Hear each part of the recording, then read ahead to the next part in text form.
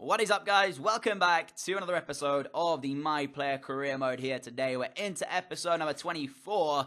As I always say, sit back, grab yourself your favourite drink, favourite snack, come back and get ready to watch Ben in action again today. So, 4 more games to come for you all to sit back and enjoy. The first of which is in the Europa League, coming up against Cork City. And this is now, I do believe, this could be, is it the 4th or the 5th game? I think this is the 4th game of the Europa League group stage, which I was talking to you guys previously about in the last episode, and about how I feel that Spurs have pretty much already got through the group. They are 3 wins from 3 currently. Another victory against Cork would make that 4 out of 4, and then I think from there, they probably don't need to risk Ben or any of their major players in getting out of this group. So maybe he won't be picked for the next games. We'll have to see if they can get the victory, against Cork City here first, and then if he will be picked later on, if they do end up with that one. I think pretty much set in stone now anyway, guys. Even if they don't get a victory here against Cork, I think pretty much they're already out the group anyway. I don't see a way that Spurs are going to not get, first or second in the group. It just doesn't seem likely, They've beaten every team at least once in the group now, so they've played every single team they have to play in the group stage, and they've managed to get a victory against all 3 of them. So, yeah, I feel confident Spurs are going to go through, put it that way. So, we did play Cork, or Ben and Spurs did play Cork over in Ireland first, and now they are taking them on at Wembley. It's a lot bigger ground than that Cork had, so I'm sure for them, this is going to be a very, very tough game. The fans will get behind the home team, and they're going to get right on the top of these, Cork City players. So it's going to be interesting to see if they can withstand the pressure of this one. 28 minutes into the game, Spurs starting off brightly, and it was Harry Kane who found the opener in this game here for Spurs, and only took 30 minutes into the game, and they were already leading. So a lot of the thing that happened in the first game against Cork was that they were trying to keep obviously Spurs out and managing to do so for large parts of the game before we did, of course, scored twice. And it was going to be a kind of similar situation here. I didn't expect Cork to come to Wembley and really, give Spurs much of a game.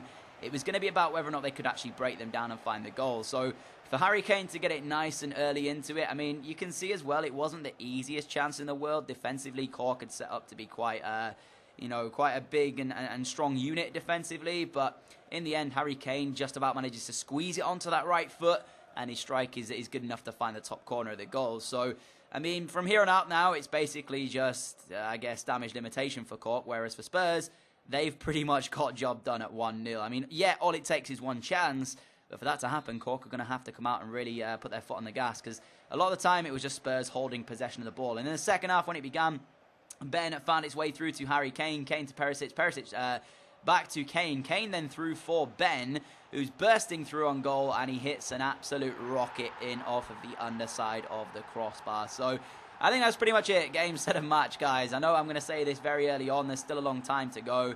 But for Cork, once again, they managed 1 shot in Ireland. I think it was in the first game that we played in this Europa League ties. And this time around, they hadn't managed a shot at all as of this chance going in from Ben. So for Cork City, it was pretty much exactly the same as it was in game 1 of the group stage with these 2 teams. So for them, it was just a nice day out of Wembley getting to play here. For Spurs, it was job done. And with a minute to go, Ben picks it up on this left-hand side. A lot of the Cork players were tiring. Ben still had a nice amount of energy to go. Fed the ball out wide. It eventually finds its way to Harry Kane, who's completely unmarked in the middle of the box. And he grabs himself his 2nd of the day. Spurs is 3rd. So a little bit better than it was over in Ireland. It is now a 3-0 win. 1 more goal than we managed back over there. And this time around, it was a little bit more convincing as well. I mean, we kept Cork to 0 shots, or Ben did, Spurs did. And we ended up with the situation of being able to win the game quite comfortably. So that means 4 wins from 4 for Spurs now. That's 12 points in the group. And as I said before, I'm pretty confident that that's enough for Spurs to go through to the next round of the Europa League. Now, if you remember, in DJ Wood's career, which of course was my career, now my nephew's playing football here for Spurs, it wasn't actually until the last couple of years until he managed to win a Europa League title, because if you remember, he went on loan to Leicester, which is where he actually ended up winning it. So can Ben win the Europa League before his uncle has managed to do so? And it could be in his 2nd year as a professional footballer. Spurs looking strong. And you have to admit, their team is very good. So arguably one of the best teams in this Europa League. There is a couple of other teams here and there that might cause a few issues down the line. For example, Liverpool are still in there. I think there's a couple of other teams like Bilbao might be in it. There's Mönchengladbach. There's a couple of big teams. And of course, you've got the Champions League dropouts still to come later on down the line. So every chance that it's going to be tough. But for me personally, I see this Spurs team as one of the strongest in the competition. So So going into game number 2 now, Manchester City, the next opponent, back in the Premier League. And one thing I've noticed as well, guys, if you do YouTube videos, you'll know, if you have monetization and stuff, that you have to sometimes request a review from YouTube. I think this is because of the fact that I'm using the Premier League graphics. So for future reference, if in future the My Player videos or stuff like that have, I guess, something in future where I'm not showing the Premier League graphics, it's literally to try it out and see if that is the cause of why some of the videos are getting either demonetized or requesting reviews. So just to let you know in advance if that is the case. It's not because I forget to do it or anything. I might be testing it out. I don't know if that is the case. I'll check it and have a look around and do some research. But for now, it is going to remain the same. We are showing you the lineups, and it is a 5 at the back from Manchester City. We love 5 at the backs here in this channel. We really do. And to be honest, this was literally the only chance in the game, and it fell to Ben 72 minutes in. Step up the hero, step up the match winner, because that is a goal worthy of winning any game, shape, or form. As I said, 5 at the backs, you either get really boring games, or you get games where if you score nice and early, they can be quite good, but it was neither. It was like literally, that was one of the best chances and the only chances in the game. It was Ben latching onto a loose ball before David Silva could get there, and basically smacking one into the top corner past Joe Hart with the right foot, which again is only a 2-star weak foot, which isn't that convincing really, is it? I mean, Ben's left-footed, he's got a 2-star weak foot, and yet he's smacking him in like that from the edge of the area. Credit to him. So 18 minutes to go, Pochettino's men were 1-0 up in the game, and it looked as if Man City, with their 5 at the back, weren't going to be able to find an equaliser in the game because they didn't do anything in the entirety of it. Jesus did play quite well, he just didn't get a shot really, they couldn't quite work the chance, but he was on the ball a fair few times, dropping quite deep to receive it, and that was all the game had in store, as I said. So Ben's one and only chance, which he took, is going to be the deciding factor between the two clubs here of Spurs and Manchester City. So for City and Gabriel Jesus there, you can see they're kind of disheartened by that, but I don't know why, because coming here and playing a 5 at the back, you know, that's kind of a setup that you're suggesting. You don't feel as though you're the stronger of the two teams. I mean, I know, of course, Conte won a Premier League title with a 5 at the back, and technically Arsenal won an FA Cup in real life last year with a 5 at the back, but when you play against it in this one, that's how Palace got a point against Spurs. And, oh no, sorry, not Palace. Was it Palace? No, I can't remember. Last episode, there was a team we played who had a 5 at the back, and then, yeah, it was Palace. And they ended up coming to Wembley and getting a point from the game by playing a 5 at the back. They kept us kind of, you know, frustrated and stuff, but in all intensive purposes, 5 at the back most of the time doesn't necessarily work if you are in these games. So for City, it's back to the drawing board, trying to work out what to do next. And you can see Ben there playing at an 8.1 match rating. He does get the deciding goal, as I said. He had 2 shots, 1 on target, 1 off target. 92% pass accuracy as well. It wasn't too bad at all. So for the game, it was, as I say, quite boring. But the result, all that matters is that they have come away with the 3 points. So that moves now Spurs, I do believe, into the top spot of the Premier League table, which I forgot to show you last episode. I think I'm showing you at the end of this one. I could be wrong, though, so apologies if that is the case. But I'm pretty sure that when Ben went on international duty right now, Spurs were technically top of the table by at least a point. So we'll see whether or not they can hold that down in a future episode or not. Because now we've got 2 international games to come. We've got this one against Sweden and then potentially one against Hungary still left in today's episode. So back into England colours, and England are flying right now in the European Championship qualifiers. 4 wins from 4. They look totally dominant in the group. And the group itself, it should be quite a simple one for England to negotiate and get out of. So the only games I spoke about previously that I was kind of worried about was this one against Sweden and then potentially the one against Wales. But of course, we've already played against Wales, we beat them, and now we're on to the game against Sweden. Whether or not we can win this one, we'll have to wait and see. If Ben is going to have to play to his best in order to be able to help them out here. Harry Kane and Ben, of course, if you episode 22, they're starting a budding bromance, and I'm sure they're looking to continue it here by both being picked here for England at international level. For Sweden, no Ibrahimovic. He's not in the side for them, which is a little bit of respite, I guess, because he normally plays quite well when it comes to Ibrahimovic playing in this game. So 26 minutes in, Ben, good work to get into the penalty area. Rode a couple of challenges before this. Manages to take it around 2 of the defenders there for Sweden before his strike went wide of that bottom corner. And I genuinely thought he was going to find the back of the net there, Ben. It was great work up until the finish.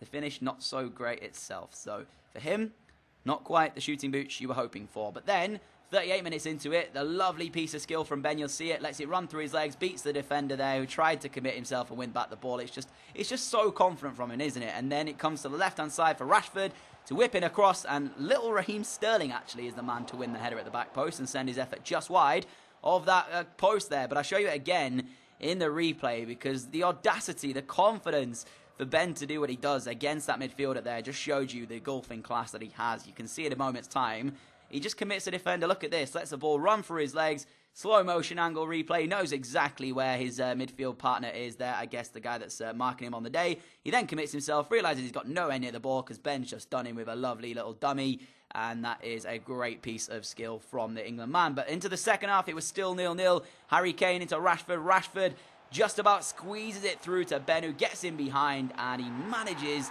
to get his shot away before a defender can block it. And luckily for England, it finds the back of the net, because this one could have quite easily been A, blocked, or even B, sent wide of the post. You can see there's a fair few Sweden defenders there, and you're wondering how they don't actually get a foot to this, because if they'd have committed themselves a little bit more, maybe threw their body in front of it. You have to say, though, it's a great finish from Ben. There was a lot of curl on the ball as well. It's just a great hit shot, and that is why England leads. So for Ben, he gets the opening goal for England here, and also that takes him now, I think, to, if you count his friendly goals, I think that's now something like his 7th or maybe even 8th international goal, which is just crazy. Absolutely crazy for a centre attacking midfielder to have. And straight from kickoff, Sweden very wasteful in possession of the ball. Ben all the way backwards to his centre midfield partner, or one of the centre midfielder partners. It finds its way to Sterling. Sterling cuts it back to Ben. Ben, on this other hand, makes the score 2-0. Just as he found the first one, literally, 5 minutes later, he's got a second. And it was a brace for him, but you have to give credit to Raheem Sterling, who did find the correct pass back for Ben to even have that chance originally. But he takes it so well, doesn't he? You can see here, he takes a touch there to set himself a second one with that left foot to then curl it into the top corner, which it actually was inch perfect, because any more, that might have hit the woodwork and come back out. So great work from Ben. It's 2 in the day for him now, and England are cruising their way to another 3 points. But Sweden finally showed some fight, showed something in the game, and created a chance for themselves. It was Berg through to Guidetti. He ends up getting a little bit lucky, though, because Guidetti doesn't pick it up, and it comes back to Berg, whose shot is well saved at the near post. And then we move 18 minutes from time now. England looking to see the game off and kill it off by getting a third. It's through to Ben. Ben into Chamberlain, and he really should make it 3-0. It was unselfish from Ben.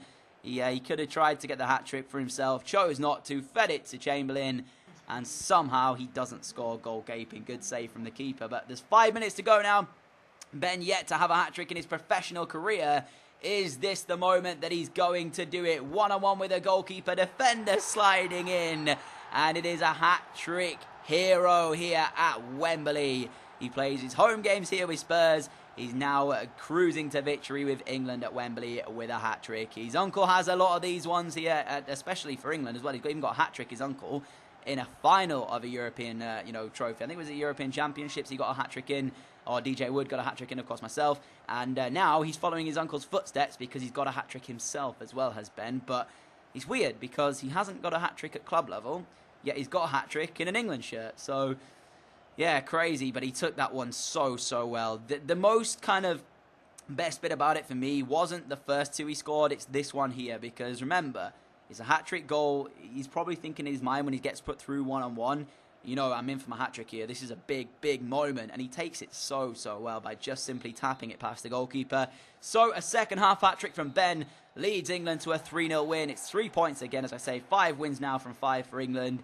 They are cruising through the group and look to be on their way to the European Championship. So for Ben, getting to take the match ball home for the first time in his career, waving to the fans who stayed back to applaud the England boys, which is rightfully so as well. And he gets to carry the ball off the pitch as well. For Sweden, it was a fairly weird game, as I say. I mean, I was expecting them to be quite tough, and yet Ben just basically tore them apart on his own. I mean, you have to give credit to his teammates as well for setting up with the chances they did. But Ben, great work, good hat-trick, and I'm sure that's many more to come in the future in terms of goals. So, good work for England. There's still one more game to go, though, and they still want to pick up another victory if possible. That game against Hungary about to come up for you all in a moment, because Ben is picked for it, surprisingly, because sometimes, I don't know if you guys play My Player, when you actually get picked for international games, sometimes you're picked for one, And then if you're lucky, you get picked for both of them, which normally you only get actually picked for one. So I was quite surprised to see Ben pick for the second one, but rightfully so. I mean, you can't score a hat-trick and then not pick him in the next game. It would be stupid. But Wales, struggling. They lost to Romania by 1-0. So, yes, worrying signs for Wales, worrying signs for Sweden, and I'm genuinely not sure about who is going to get out in this second place of the group. Right now, Hungary, Norway, and Romania are sat on 7 points before Norway did win to move on 10. Wales and Sweden actually very, very low down, and it's looking like they potentially may not get out of the group. They've got to seriously have a good performance, or last couple of games, I guess last 5 games. They've got to have a good last 5 game performances, otherwise they are going to be going out and not through to the European Championships, which will be very, very strange to see, with the aspect that the last Euros, Wales performed really well in real life. 4 years later, they may not be going to the next one. So, disappointing for them. But, of course, England are going to focus on their ones. And Ben's going to focus on his nationality, which is England, and trying to get them out of the group. So, as you can see there, Hungary, victory here for them will move them back to joint second place, along with Norway. But, of course, victory for England moves them even further in front onto 18 points out of a possible 18. So, big night for both teams here. England could pretty much secure their route to the European Championships with a victory here. And for Hungary, they need to try and get a victory here to, as I say, get back on level terms with Norway. So, again, Ben picked. This time, it's a strong team as well from England. I think it's pretty much a similar one to the one that just won 3-0 against Sweden. I think Harry Kane does start for them, alongside Rashford and Sterling, the same 2 wingers. In fact, I think it is exactly the same team that literally played against Sweden. So, no changes, I don't think, from Southgate, which is understandable. When it's working, you don't want to change too much. As Raheem Sterling finds its way to Ben. Ben looks to try and find Rashford. Couldn't do it initially. Eventually, though, it does go through to Rashford. He gives it back to Ben. Ben with a whipped cross in towards the middle. And Harry Kane gets the first goal of the game. It took 60 minutes. This one was not as easy as it was against Sweden. It was a lot more hotly contested, and Hungary did defend quite well. They didn't really allow too many gaps in their defensive line, and it was quite difficult to try and find the little passes that you needed to do in order to kind of get the ball through. But it took right until the second half for the first chance, and luckily the first chance went in the back of the net. Harry Kane with the finish. It's his 5th goal now in European qualifiers, and I think Ben's on 4. So actually, he's only 1 ahead of Ben, and wasn't actually ahead of Ben until that goal there. So great assist from Ben. Even better header from Harry Kane, because he's still had a lot of work to do. For Hungary, though, they've got a little bit more work to do, and they started to commit men forward with 14 minutes left to play. Good work here from Sterling. Eventually, it finds its way to Ben after he makes a good tackle on the edge of the area. No time to react, though, or take a touch, because he's got to hit it first time if he wants it. And it was inch perfect from the Spurs man. What a finish this is. Honestly, guys, when I saw Ben score this, I was sat there in disbelief. He literally had a few seconds to make his mind up. You can see when he makes his tackle. I want you guys to just look at this. He has 2 choices here. Lay it off to Harry Kane or take his shot on. He's got to make a decision quick because the defender's coming in. He chooses last second. He's going to actually take it on. It gets caught underneath his feet, and somehow he still gets enough lift on the ball to take it over the top of the goalkeeper and into that top corner. Great finish, and that has to be one of his, I wouldn't say his best goals, but certainly technically, you know, for a technical goal, it was very difficult to pull off, and he pulled it off with such grace and a nice finish as well into the top corner. So England 2, Hungary 0 now. This one looks like it could be on the way to another 3 points for England, as the fans going crazy and loving life at the moment as they sat top of the group. And there you go, ending of the match. So, as I said, 3 points. It is now 6 wins from 6, 18 points for England. They sit, I do believe, 8 points clear of second place Norway at the time, of course, because the next team would have been Hungary if they'd have managed to pick up the victory here, which they didn't. So 8-point gap with only 4 games remaining for England. It's just sensational performance from them all. So again, you're going to see that 1 goal one more time from Ben. However, today this is going to be where we end the episode off. So there you go, guys. You can see when I'm showing you on this angle, he gets caught underneath him, and somehow he still manages to get the strike away and put it into the top corner. So I want to say thank you, major thank you for all of your support on this series and on the channel. I really do appreciate it, guys. If you enjoyed today's episode, a like rating would be greatly appreciated. As always, guys, thank you so much for your support. I really do appreciate it, as I said just before. But that's going to be it for me for today. Maybe another upload tonight at 6 p.m. I don't know yet, guys. If not, it will definitely be tomorrow, a double upload back to normal. So thank you so much. I'll catch you all soon, guys. Adios.